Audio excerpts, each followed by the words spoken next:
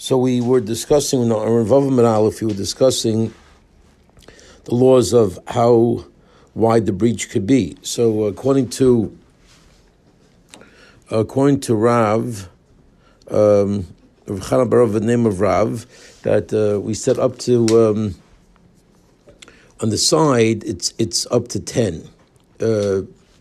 Is a valid breach, and at the end of it, and at the top of the mavi, it's 4,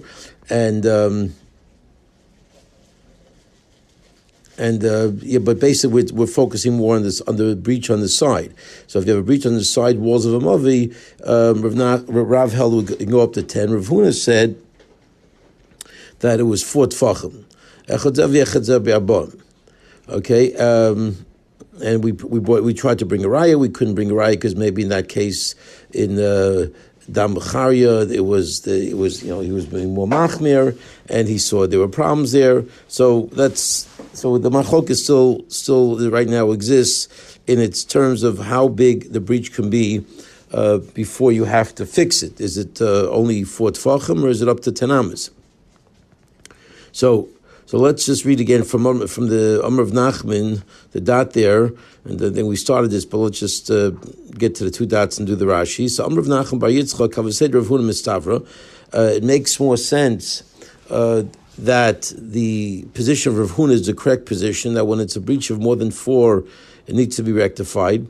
Ditmar, because we learned Mavi Akum, what do you do with a Mavi that's bent, which is like an L-shaped Mavi, which, when we discuss how do you view that, Rav foolish. Rav says you view it as a open mavi on both sides, even though it's at a right angle, it shifts angles, 90 degrees in the middle of the mavi. You look at it as one long mavi open on both ends, which needs to be fixed like a typical mavi foolish.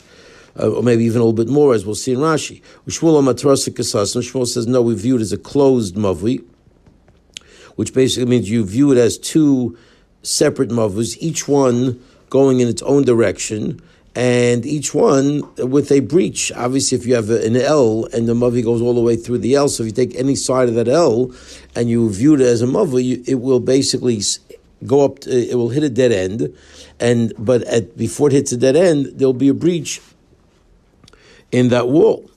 So that breach will be significant as to how big that breach is and what you have to do with it.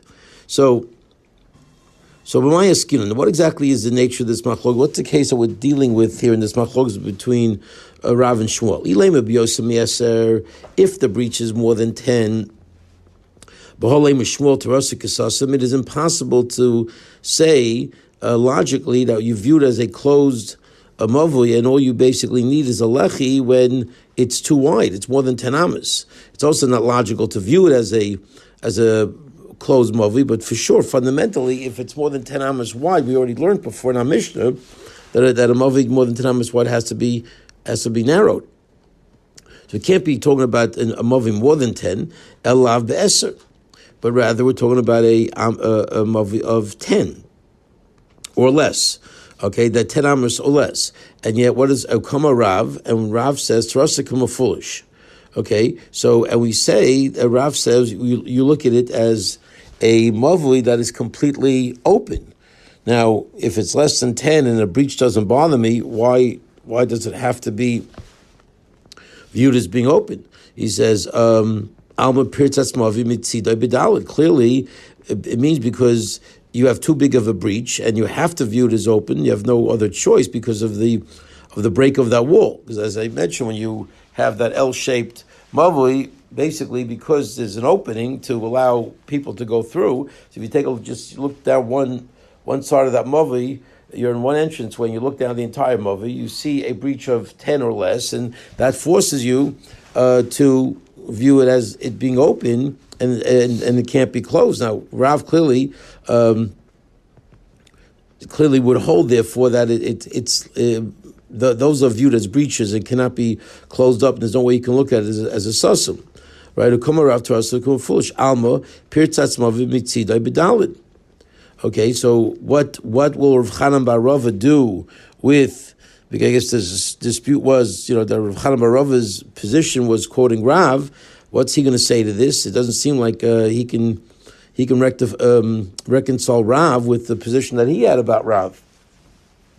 So Rav Chana bar Rav Shani Hasan will say it's different in that case, the Kaboki be Rabbim, because the Rabbim start moving into it, and therefore the reason why this breach is a more significant breach, which forces you to view it as a mavi, which is mafulish, is because the multitudes get in. You've got people from the Rishus Rabbim that are moving in and going through that breach, and therefore it's a different story, as opposed to a breach of a sidewall where there's really nothing going on. So Michlal Ravuna Savafa Gavdalai Boki Berabim. Okay, so what? So according to that, Ravuna is going to say that even though there's nobody who goes through, then still 4 tfachim is a shear. If that's the case, right? Ravuna was proving it from that case, and saying that 4 tfachim is going to be the shear, even though there are no people going through it. My Shomid Ravami Ravasi. Okay, why is that any different than Ravami Ravasi, who they too said on record that up until 10 is a valid breach. Up until 10, not more than 10, is still considered a wall on the side of a mavli. And l'chayr, we don't assume Ravuna is going to argue with them. And if we're not talking, if Ravuna is maintaining his position, even when there is no Baki Be'Rabim, where there are no multitudes going in, so then what's the deal there? Why would Rav Huna argue with Rami Ravasi? Because if there's no Rabim, then l'chari he should adopt their position, which is up to 10 amas. Because the different gradations of different types of breaches. So we're saying in a breach where there's multitudes going in, that's where that's going to break the narrow. Even Rav Chanan is going to admit in that situation that the fact that the Rabbim come in, you have to view it, you have to fix it up. You can't say just a regular breach. That means Rav Huna was talking about even when the Rabbim don't come in, 4 tfachim is going to be viewed as a breach, and that l'chor argues Rav Avasi. And the answer is hasam de'ika gedudei hachad leka gedudei. So the difference is, are there blockages in the breach? When Rav Avasi said their halacha, they didn't mean a total big break, even though maybe there's no multitudes, but it wasn't easy to get through because there's still gedude. These apparently like sort of leftover pieces of wood and different types of things that block.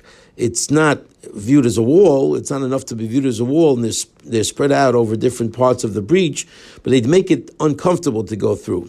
And that's where they said you can have up to 10 amas.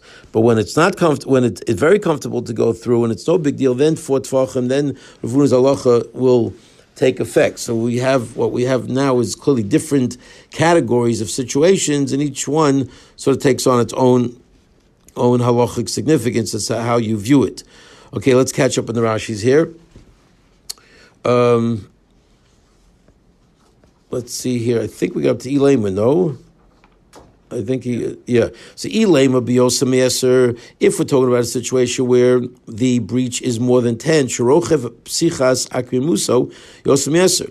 So when the width, and there's even a discussion here, when that turn, when that Mavi makes that turn, and if that turn is more than 10, and the question is does it mean more than 10 as a diagonal? It was sort of, because when you make that L, you can really make that curve. When you make that turn, you can look at it, you can measure it from the diagonal, you can just measure each opening sort of straight across. But either way, however you measure it, if the resultant measurement is more than 10,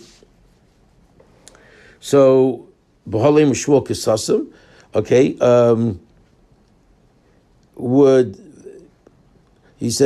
that be a case where Shmuel would say, "B'halei mishmor kisasim," would it really be considered like a closed mavi, nisagi bilechi, and be sufficient just with a pole?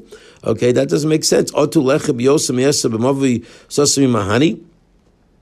Would it really since when does a lechi work by an opening more than 10 Amis doesn't seem to make sense. We know that you have to lessen it. Ulishna kama, and according to the first language, kivan the osam eser have a kechad mavui. He says, since it's more than 10, okay, it's just more than the fact that it's wide. It's viewed. It needs to be viewed like one mavi, like one big entranceway. Okay,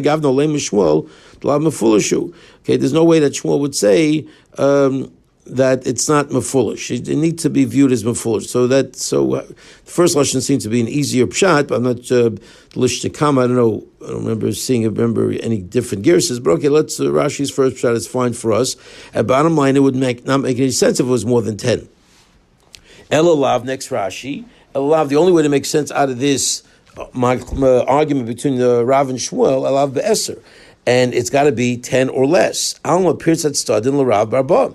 So if Rav is saying that that it's viewed as a mavim of foolish, so Rav is saying that does not.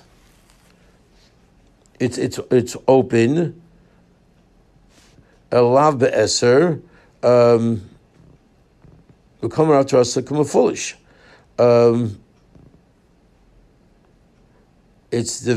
view it as an open mavui. So alma pirtzas mavi betzido bedalid.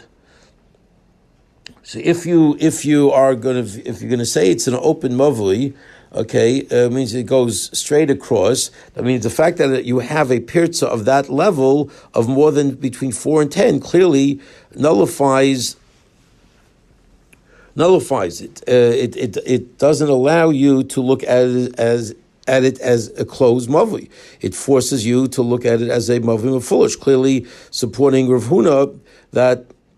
Let's see here. You're right. Support elav be'eser alma pirzat stadin l'Rav Barba, which is a little dollar. It doesn't really give us much help here. Let me just see the side here. The pirzat stadin who. Because it's open on the sides. Shechad paritz mitzida klapirosho al chavero.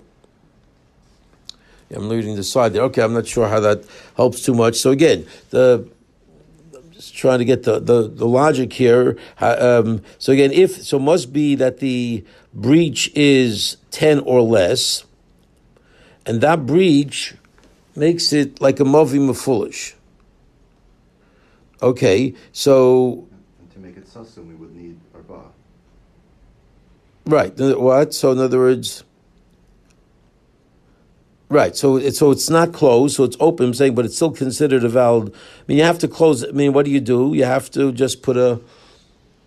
I'm just saying, but why isn't it a problem that it has such a big opening? Right. You still need a Turas Pesach in the middle, I guess. Right. You still have to fix it up. This is according to Rav, right? Right. According to Rav, it's a mavim of foolish. So it's a foolish because it's greater than 4 tefachim, no? Yeah. So, but I'm just saying, I'm just missing something. Something is missing in my head. So why isn't it a problem? In other words, why don't you have to close the mavi along the side because you have a breach that's too big? Isn't that what mefulish means? Yeah. So you have to. So typically, mefulish means. So you do have to close it. Yeah, you have to close it. Well, typically, I guess it depends, right? Okay, yes. Typically, you close them foolish on the two ends, but here you also have to make that Turas Pesach, which closes in the middle. Okay, that's really, I guess, the answer. Rashi holds you make a Turas Pesach in the middle as well, and then you have to close it up. Aren't we looking at this mavui as two different mavuis? That's when you look at it as a sasum. If you look at it as a mefulish, you look at it as it goes all the way through. Right. So the mefulish part is not like the left hand side, right? In the Rashi's diagram, it's not the left hand side. The mefulish part should be right in the middle. So rather than normally in a mefulish you have two openings, one opposite the other. Oh, so means you're right. So you don't even have to recognize you. Right. Okay. So the openings don't matter. So in this case, the openings on the left hand side, and that's the mefulish. And you have to close that off in order to make it right. Okay. He does say you have to add the Turas Pesach there, but okay. But right. So that's in other words, Right. If you look at it as a complete right, then right. I'm sorry. That's the problem that I'm having. Whereas if you look at it as a mafulish, well, then it's all connected on, and the outside walls are really, in a sense, connected because it's just one long L, but it just continues to go through all the way. So you don't have the problem with the breach. Okay, and clearly, that's what Rav is saying, that Mamela, because of that breach, there's no way I can look at it as a closed mavi, because if it's between 4 and 10, you can't. It's not closed. It's open, and that requires separate rectification. Okay. I'm sorry. We're not. Aren't we saying that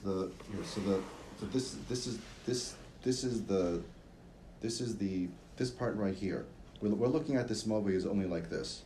Right. Well, but that would be true if you're looking at a sussum. If you look at a mafulish, it's like one long. Right. So and Rav's calling it a mafulish because this is the opening. This is the opening that makes it a mafulish. This right here is making. Well, okay. Well, it's. I mean, no, okay. And we're ignoring. I mean, I'm thinking that we're ignoring this part. The fact that there's another, here, it doesn't matter. Let's assume that well, okay, I don't look at it that way. We could even say that the Rishus Rabbim is right here. Forget about this part. Yeah, I don't think so. Okay, I think at the end it's still a good proof. But I looked at it that the mafulish is basically you come in on one side of the L and you go out the other side of the L and it's all the way through, and it passes all the way through. That's the way I looked at it. But if it's a mefulish, right? You got to. I think this is an easy diagram here. If you're coming in here and you're going out there, that's the mefulish. It's one long. So they're both closed. Yeah, when you put a lech in each side, but we're discussing the problem. We're putting up a lech on both sides. But what's the proof? The proof is if this is open more than 10, if the mavi is more than 10 wide, so then this break should not be acceptable. In other words, right, and that's exactly why he couldn't close it. According to Shmuel, it's sussum. According to Rav, you can't call this sussum because the break is too big, proving that this breach on either side. Anyway, if you go in this way, this is the breach, and if you go in this way, here's the breach. You have a breach of more than 4 tfachim, and that's why he needs to be calling it a mafulish, because you can't close that breach if it's more than 4 between 4 tfachim and between 4 tfachim 10 amas. Okay, that's yeah. Okay, so bottom line is, we proved that. We thought we proved anyway that Rav Huna's position is the right position, because Rav holds it's mavim mafulish, which means that the breach is too big and therefore needs to be called a mavim mafulish. So what was the answer? The answer was that it's different over here. The reason why it's called, everyone will hold. Rav will say that it's considered a breach here, even though it might not be a breach in other cases, because Boki Bei Rabim. What? So Michal, next Rashi, Michal Rav Huna afilu appeared to lo Boki Rabim going shepertzu l'mokum metunaf. Let's say if it's open to a place which is very disgusting, or l'mokum ukulkul b'psachim, v'titter, the openings are just very messed up, and there's cement there, and tar, and all types of things. Lime, vein derech rab mitzuyin lava bosa pirtza. People don't normally go through that.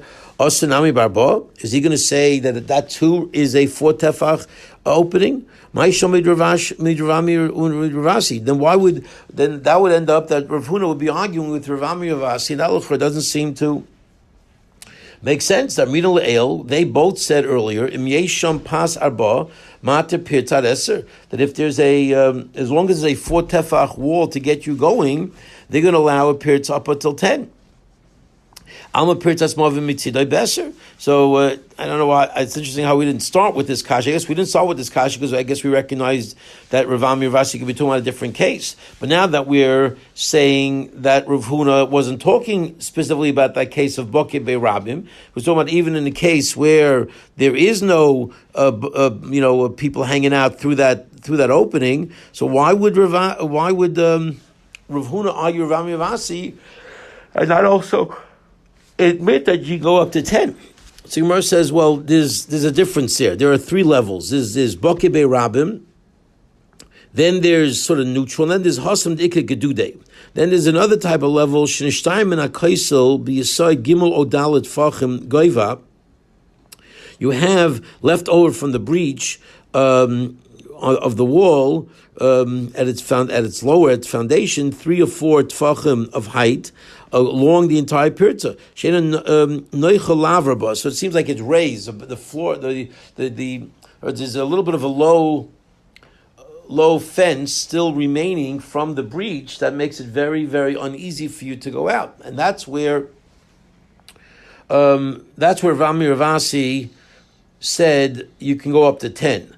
But in this situation, right? But Rav Huna was not told. It was a case where there is no gedude. Okay, hachad la gedude, hachad the asra anab la gedude.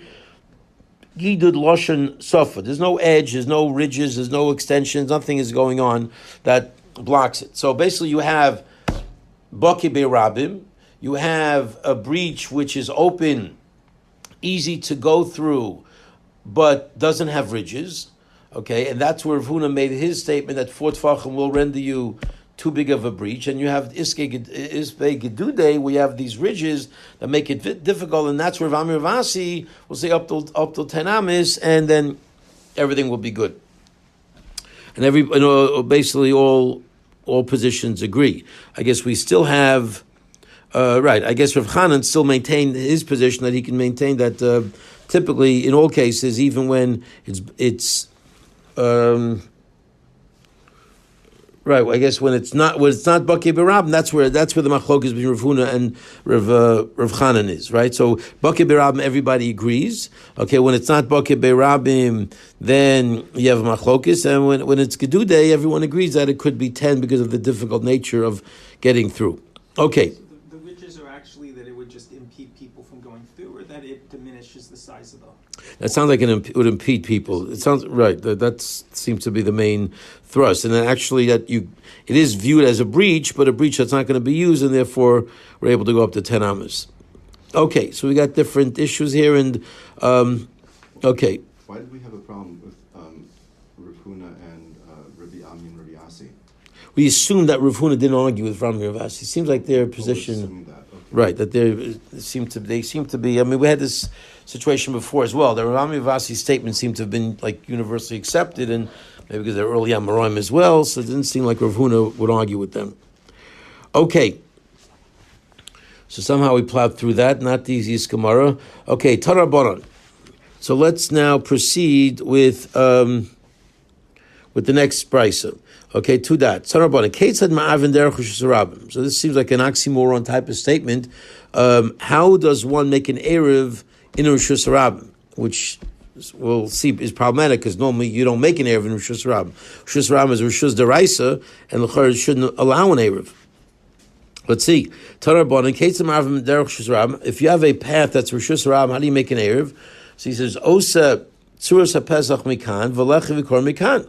So the Brisa finishes that if you make a Tzuras HaPesach, which are 2 posts in a cross beam, okay, like a door post, on one side, and you put a Lechi or a Korah on the other side, you have now rectified the Rishus Harabim.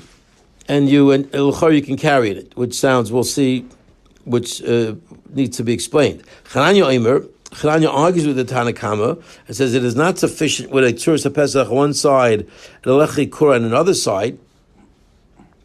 Chananya says it's machlokes tanoim. Beishamai Oimrim Oisa Delas Mikan V'Delas Mikan. Okay, Beishamai says you make a door on one way and a door on the other way. And when you enter and leave, come in and come out, you have to close the door. So similar to, I guess, the Yaffa gate. If you looked at Yerushalayim, as Rishus Harabim is some kind of a street that runs through. Let's say I don't know if it's a straight line, but it's probably not from Shar Yaffa to Shar Shechem, right? And you close those doors in each one. So if you had the Rishus Harabim people going through the shuk and buying all this stuff and they're leaving through those gates, you have to close those gates, and that would render it into a Erev situation, which would be allow you to carry. That's Beis Shammai, needing a door locked on both ends. Beis Hillel says not so necessary. Osa delos mikan v'lechi v'kor mikan. You make a delos from one side and a lechi and a korah on the other side, or a korah on the other side, and that's sufficient. So we've got three different opinions: either a Tzuras HaPesach and a lechi or a korah, two doors according to Beis Shammai in Chananya's world, or Beis Hillel saying a door on one side and a lechi or korah on the other side. Okay, let's just catch up on the Rashis here. Rishus Harabim. Okay, Yamashma Rochov Sheshes Ri'ama. When you hear the word Rishus Harabim, you immediately it implies a street 16 amas wide. The ear Shemitzuyim Bo Shishim Ribuy, and the city that is found there needs to have 600,000. Ve'im Bo Choma. And normally there is no wall. Shei Rishus Ram Shalom Mechuvin Mishal Ashar Shei Mefulish Daimel Diglei Midbar.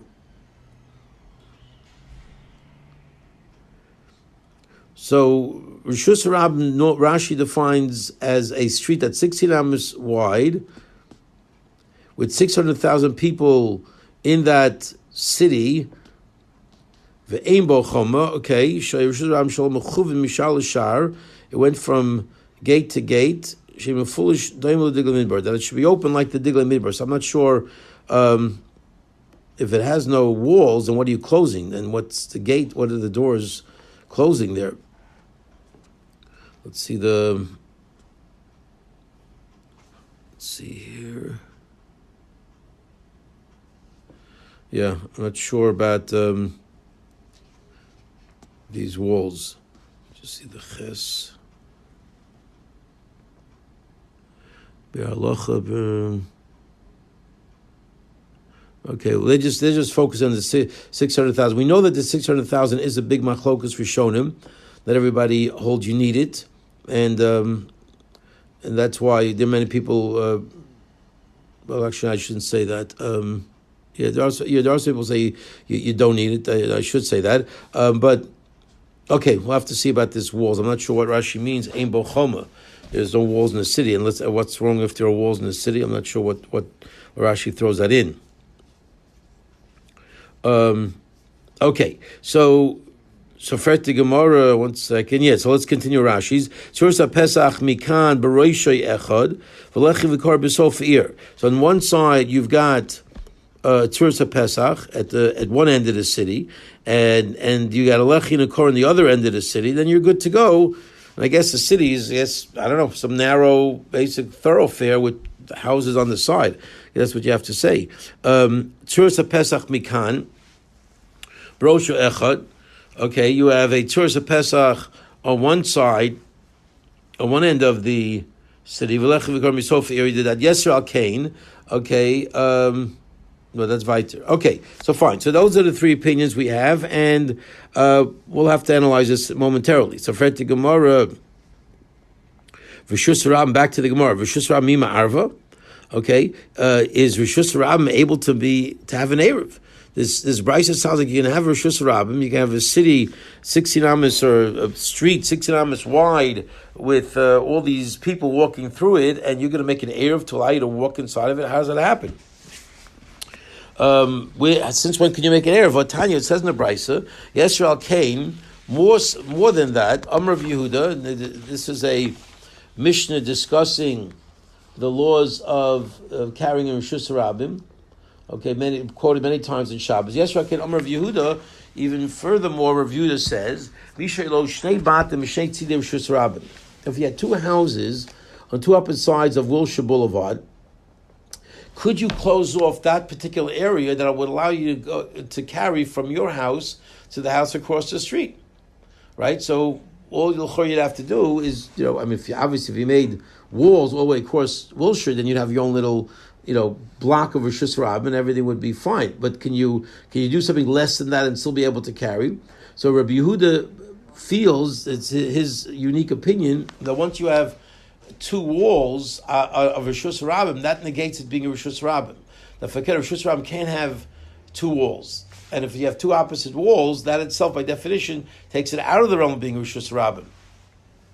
it needs to be wide open, or at least open maximally, open on three sides. The maximum you can have is one wall. So since once you have two walls facing each other, two houses which have walls obviously as the front of their house, all you got to do is osa lechem mikan v'lechem mikan, or korah mikan v'korah mikan, v'nosim v'nosim b'emsa. And by just making two lechis or two korahs, you are able to carry in that area. Okay, but that's Rabbi Yehuda's position. Amrulo, the Rabbanan answered back. The Chum responded, "Ema arvim shusram bekach." You can't make an erev in shusram like that because they feel that just because it has two walls doesn't take it away from being Rosh Hashanah, and therefore they say there's nothing you can do to rectify this situation. If you want to carry from your house to your neighbor's house opposite Wilshire Boulevard, it's not going to happen. Okay, so you can't be ma'arev using this method. V'chite, maybe you're going to try to argue, it doesn't mean you can't make any Erev. Maybe they just mean you can't make this Erev, but maybe there are other type of Erev that you could make.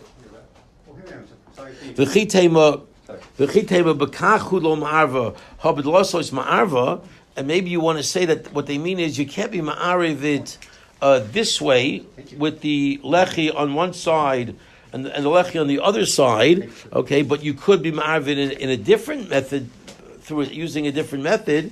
He says, but also not true. Maybe, for example, maybe using a door, like we said, a door on one side and a lechi on the other side. Maybe that's a valid way of making an erev.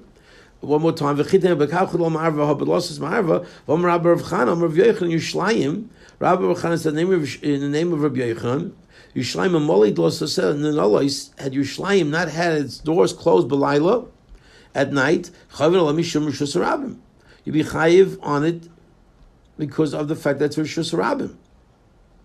So you see that the fact that if you have a real Rosh Hashanah and you want to close the doors, that will not be enough to and you want to, anything less than closed doors would not be able to fix up a Rosh Hashanah. Right? The only way that these Rosh Hashanahs are rectified, namely a city like Yerushalayim, is having glossos neulos. Okay, Yerushalayim we know is a walled city with the doors. See, doors on both ends, and they were locked. So clearly, this reflects the mainstream Chacham opinion, and you see that there is no way of anything less than doors rectifying the problem. So if you have an open thoroughfare, which clearly is not Yerushalayim, that will not be able to be. That will not be a proper rectification. Let's see Rashi here for a minute. We're back on Amud Aleph. Yeser al Kain, right? We're talking about making an attic from one house to the other. There are on two sides of Rosh Hashanah. Also bridges that open to Rosh Hashanah. The Shara Yehuda Latutule. Tusay Mishum Pitikra V'Sosem, where there's a whole lumdus there about Pitikra, where the sides of the bridge can come down and create walls for you. Perikol Gagos here, Akora Brisa, and then the Brisa continues and says, yes, Kain, another big chiddush of Rabbi Yehuda. Even in the case you don't have the fancy lumdus of Pitikra coming down, Hoil Vikishtei Mechitzos Ma'isa. If you have two walls from the two houses on two opposite sides of Rosh Hashanah, that will allow you to make an Erev. Okay, so that's Rabbi Yehuda's position. Okay, what do you have to do? So you make a protruding post from at one side of that house where the wall ends. That very same house has a second post coming out of it on the other side of the house. And we view those posts as being able to be continued through your imagination. It's like closing the two ends of Rosh Hashanah. And that will allow you to carry from one house to the other. Incredibly, it runs against our vision of what you need to rectify Rosh Hashanah, but Rabbi Yehuda says it's okay. But now, but the Rabbanan say you can't do that. You can't make an Erev that way. Maybe you want to argue, well, you can't do it that way, but you can do it a different way. But what do you do with the statement of Yerushalayim? One last Rashi. Yerushalayim Rishus Rabim Shalom Mechuvim Mishal Ashar. The public thoroughfare in Yerushalayim was basically straight through from one gate to the other. Umafulish vesh badrisa shishim riba, and it had 600,000. Rochav sheishas ram, and it was 16 amas wide. V'moli shenoylindel says b'chalayla, and if you wouldn't close the doors every night, chayiv b'Shabbos mishum rishus rabim. You'd be chayiv on it because of rishus rabim. Avonilas doors is mashlei kechotzer sharabim. Okay, but once you close the doors, that turns it into something different. That allows you to view this Rishus Rabim as something not as a Rishus Rabim, but rather as a Chotzer Sharabim. Uma'arvin is kula. Okay, and you can make an Erev throughout the entire area. The Cholzman Shali Irvu, but as long as you don't make an Erev, have a Karmelis. It's like a Karmelis of Melchai law. Okay, you wouldn't be chayiv on it. So it's not a real Rishus Rabim because of the doors. But anything that is Rishus Rabim cannot have an Erev. Okay, and that's what we also say in the last parak here of Eruvin, that Yerushalayim is a Carmelis. So you see that the only way to take something out of being a Rishus Rabim is by making it to a Carmelis, by having the doors closed.